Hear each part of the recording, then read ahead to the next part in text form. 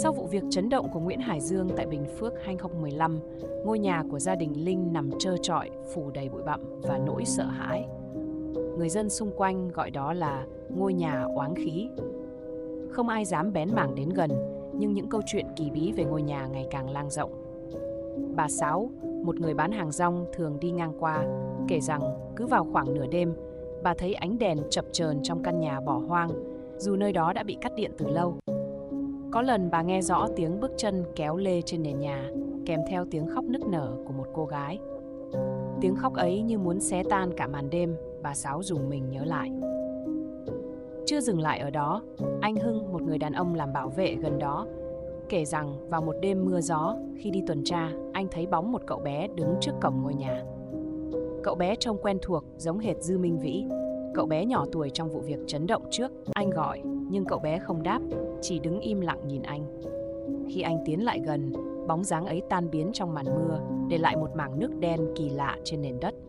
Người ta còn đồn rằng ai vô tình bước chân qua cánh cổng sắt, rì sét của ngôi nhà sẽ nghe thấy tiếng thở dài đầy ai oán. Có lần, nhóm thanh niên tò mò vào thăm dò đã phải bỏ chạy tán loạn khi thấy bóng người phụ nữ trong bộ áo trắng đứng giữa căn nhà, đôi mắt trừng trừng nhìn họ. Một người trong nhóm còn nghe rõ giọng nói thì thầm: "Tại sao lại bỏ rơi tôi?" Những hiện tượng kỳ bí không dừng lại, khiến người dân quyết định mời thầy cúng về làm lễ. Nhưng ngay cả thầy cúng cũng thừa nhận rằng oán khí ở đây quá nặng, không thể hóa giải hoàn toàn. Một lời đồn khác truyền tai nhau rằng mỗi khi trăng non lên cao, những oan hồn trong ngôi nhà vẫn hiện về, lang thang như muốn tìm lại công lý cho mình. Ngôi nhà giờ đây không còn là nơi trú ngụ của người sống, mà là chốn của những linh hồn bị bỏ lại giữa lằn ranh của sự sống và cái chết, mãi mãi không yên. Dù thời gian trôi qua, ngôi nhà nơi xảy ra vụ bi kịch vẫn bị bỏ hoang như một vết thương không bao giờ lành. Nhưng điều kỳ lạ là những hiện tượng tâm linh tại đây ngày càng dữ dội, khiến ngôi nhà trở thành nơi không ai dám bén mảng sau khi mặt trời lặn.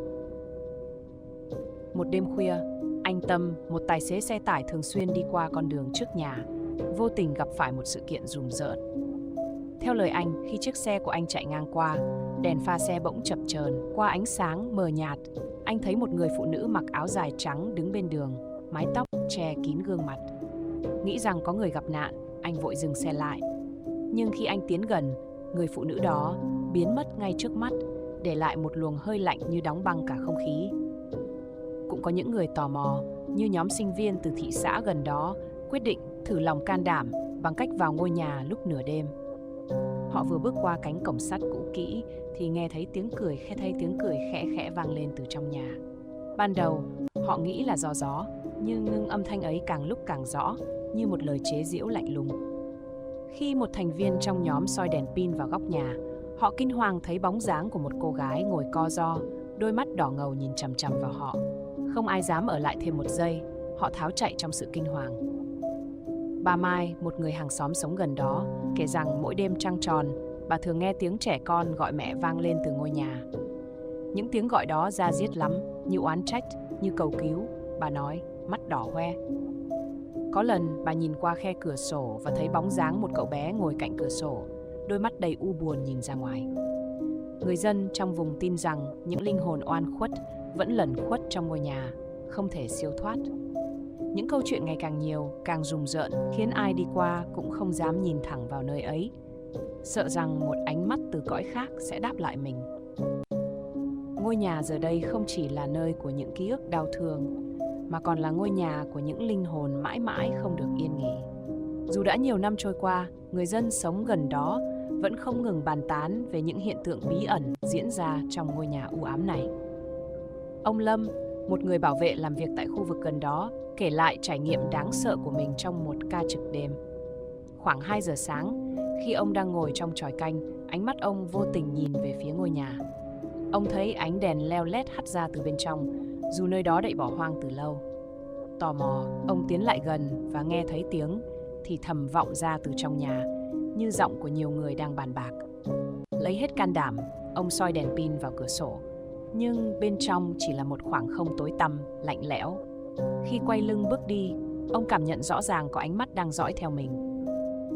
Một hôm khác, Chị Hoa, người bán bánh mì, thường đi qua con đường trước ngôi nhà vào sáng sớm. Khi quay lại, chị thấy một cậu bé trạc tuổi thiếu niên, ánh mắt buồn bã đứng nhìn chị từ phía xa. Chị gọi vài tiếng nhưng cậu bé không đáp, chỉ đứng im. Vài giây sau, bóng dáng ấy mờ dần rồi biến mất trong làn sương sớm.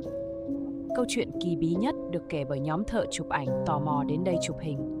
Họ nói rằng khi đặt chân vào ngôi nhà, bầu không khí trở nên ngột ngạt, lạnh đến mức khó thở. Trong lúc đang chỉnh máy, một người trong nhóm bỗng hét lên hoảng loạn, khẳng định anh ta vừa thấy bóng một người phụ nữ tóc dài lướt ngang cầu thang.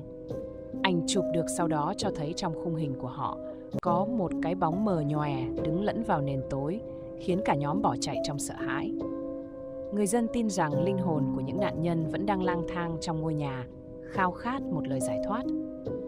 Những câu chuyện tiếp tục truyền tai nhau, khiến ngôi nhà hoang càng trở thành biểu tượng của sự oán hận và nỗi kinh hoàng không thể nào nguôi. Ngôi nhà ở Bình Phước, nơi từng chứng kiến bi kịch kinh hoàng, giờ đây được bao phủ bởi một bầu không khí lạnh lẽo đến rợn người.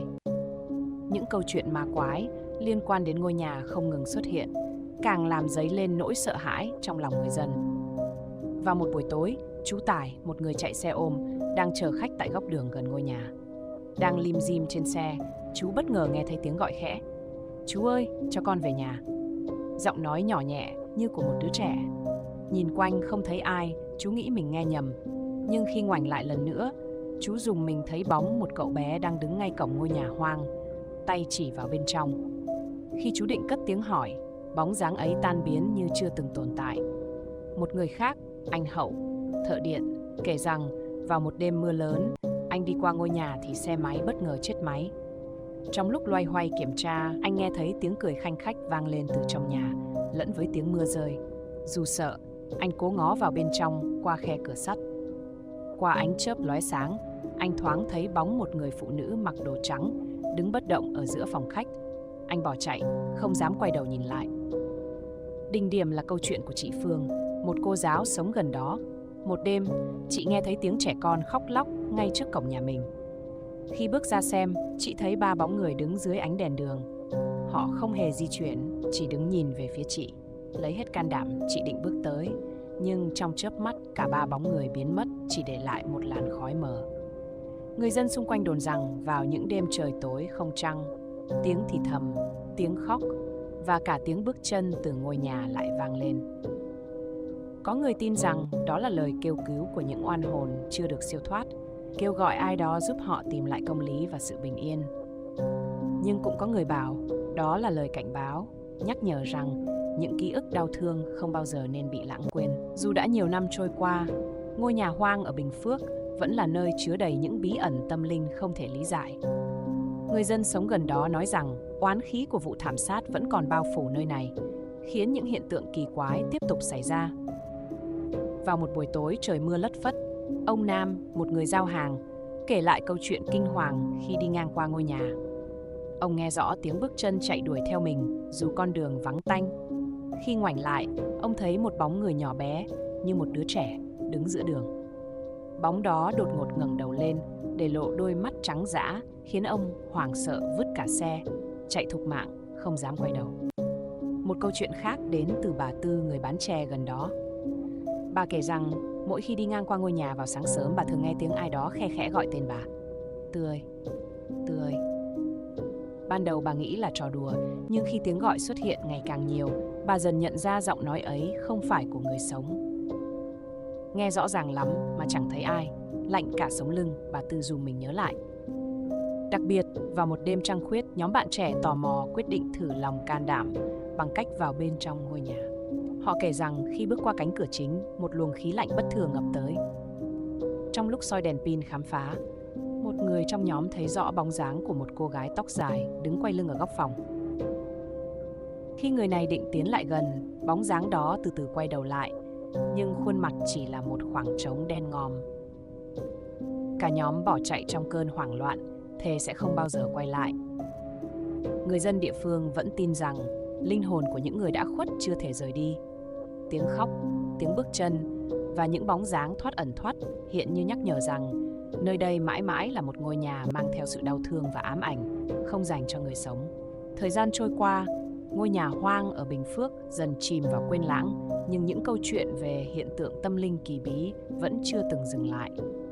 Tuy nhiên, một sự kiện gần đây đã khiến người dân tin rằng ngôi nhà này đang chạm đến hồi kết của những bí ẩn.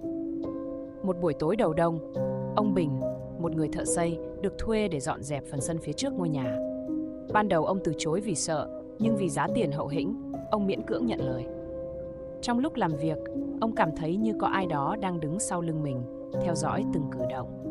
Khi quay lại, ông thấy một bóng dáng mờ nhạt đứng ở bậc thềm, nhìn ông không chớp mắt. Bóng dáng đó từ từ giơ tay lên, chỉ vào căn nhà, rồi tan biến ngay trong ánh hoàng hôn mờ nhạt. Câu chuyện khiến dân làng xôn xao. Người ta quyết định mời một thầy cúng cao tay đến làm lễ cầu siêu để giải thoát những linh hồn còn mắc kẹt. Trong buổi lễ, khi thầy cúng tụng kinh, người chứng kiến kể rằng họ nghe thấy tiếng gió rít qua các khe cửa, dù bên ngoài trời lặng gió. Một vài người thậm chí còn thấy bóng người thoáng qua cửa sổ, như đang luyến tiếc rời đi. Sau buổi lễ, mọi thứ trở nên khác lạ. Ngôi nhà vốn luôn mang đến cảm giác lạnh lẽo, giờ đây dường như yên tĩnh hơn. Tiếng khóc, bóng ma và những hiện tượng kỳ bí cũng không còn xuất hiện. Người dân tin rằng những oan hồn đã được giải thoát, mang theo nỗi đau và sự thù hận rời khỏi nơi này. Tuy nhiên, dù ngôi nhà đã trở lại im lặng, không ai dám bước vào. Đối với họ, ngôi nhà ấy không còn đáng sợ vì ma quỷ, mà vì những ký ức đau thương đã khắc sâu vào từng bức tường, mãi mãi là lời nhắc nhở rằng bi kịch không bao giờ nên bị lãng quên.